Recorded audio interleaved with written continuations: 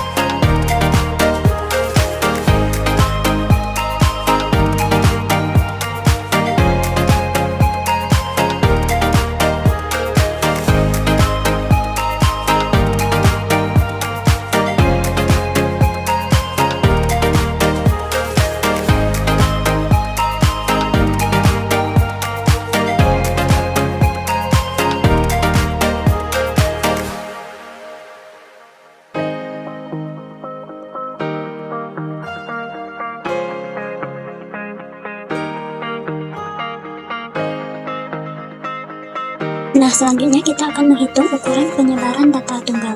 Data-datanya sudah disiapkan seperti di video. Kemudian kita akan mencari jangkauan terlebih dahulu. Caranya yaitu dengan memblok 90 pada nilai atau XI sampai 75. Lalu copy pastekan pada kolom yang kosong. Lalu klik menu sort and filter. Lalu pilih urutkan data dari yang terkecil hingga terbesar. Setelah data tersebut urut, maka kita baru bisa memasukkan rumus jangkauannya sama dengan 95 dikurang 70, lalu enter, diperoleh 25. Selanjutnya, hamparan, kita membutuhkan data kuartil 1 dan 3.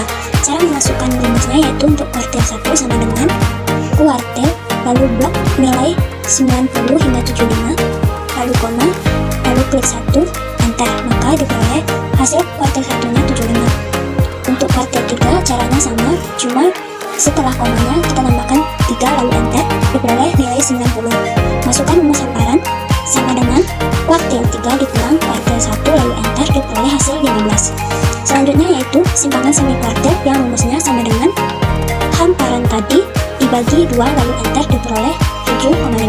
Selanjutnya kita juga perlu mencari nilai mean atau rata-rata agar bisa menyelesaikan simpangan. Untuk mean kita perlu menjumlahkan data nilai atau XI dengan cara sama dengan sum lalu blok dari 90 hingga 75, enter.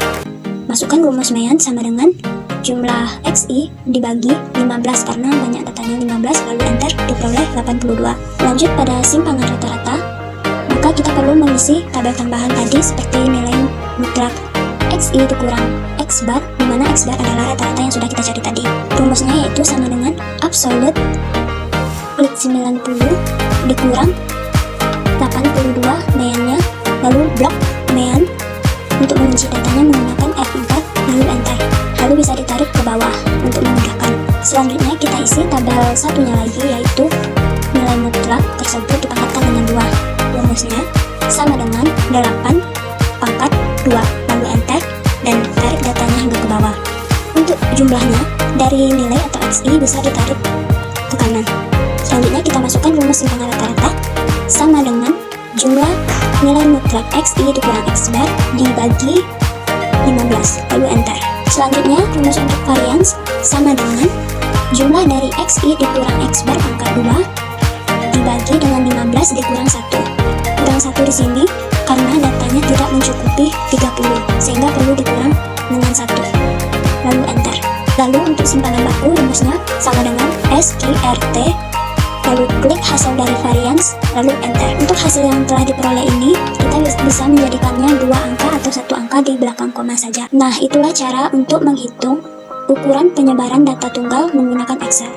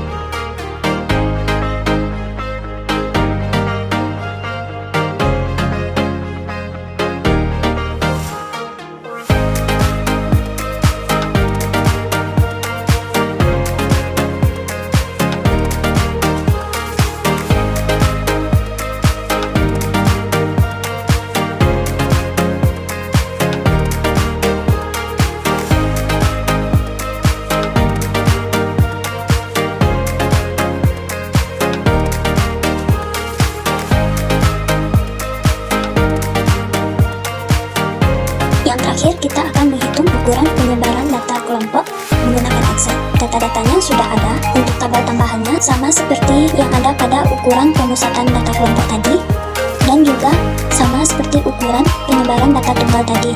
Hanya saja yang perlu ditambahkan adalah FI dikali nilai mutlak X1 dikurang X bar, dan FI dikali nilai mutlak XI dikurang X bar dipangkatkan 2.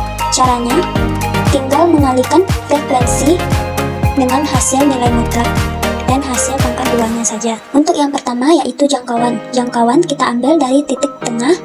Caranya sama dengan titik tengah kelas teratas dikurang dengan titik tengah kelas terbawah. Lalu enter, maka diperoleh nilai 20. Selanjutnya hamparan. Kita memerlukan kuartil 1 dan kuartil 3. Pertama kita mencari letaknya dulu. Rumus untuk letak kuartil 1 sama dengan 1/4 dikali jumlah frekuensi lalu enter, diperoleh 25. Untuk letak Q3 sama dengan 3/4 dikali jumlah frekuensi lalu enter, diperoleh 75. Setelah mengetahui letaknya, kita perlu menandainya pada data tabel untuk kemudian mencari nilainya. Untuk nilai Q1 rumusnya sama dengan tepi bawah kelas kuartil 1 ditambah nilai letak Q1 dikurang frekuensi kumulatif kurang dari sebelumnya dibagi frekuensi kelas Q1-nya, lalu dikali dengan interval kelas, lalu enter. Untuk mencari Q3 juga menggunakan cara yang sama. Kemudian kita bisa memasukkan rumus hamparan sama dengan nilai Q3 dikurang nilai Q1, lalu enter. Selanjutnya, simpangan semi kuartil rumusnya sama dengan masukkan nilai hamparan lalu dibagi 2, lalu enter. Nilai median atau nilai rata-rata juga masih kita butuhkan untuk bisa menyelesaikan simpangan. Rumus median sama seperti sebelumnya, sama dengan FI dikali XI dibagi dengan frekuensi, lalu enter. Setelah diperoleh nilai median, maka kita bisa menyelesaikan simpangan rata-rata dibantu dengan tabel-tabel yang diperlukan tadi yang sudah dibuat sebelumnya. Untuk simpangan rata-rata, rumusnya sama dengan FI dikali nilai mutlak XI dikurang X bar dibagi jumlah frekuensi, lalu enter. Lalu untuk simpangan baku, rumusnya sama dengan SQRT lalu nilai FI dikali XI dikurang X bar dikuadratkan dibagi dengan jumlah frekuensi, lalu enter. Untuk varians, rumusnya sama dengan hasil dari simpangan baku dipangkatkan 2, lalu enter. Hasil-hasil yang diperoleh ini bisa dijadikan 2 angka di belakang koma. Nah, itulah cara yang digunakan untuk menghitung ukuran penyebaran data kelompok menggunakan Excel. Sekian video dari saya, semoga bermanfaat.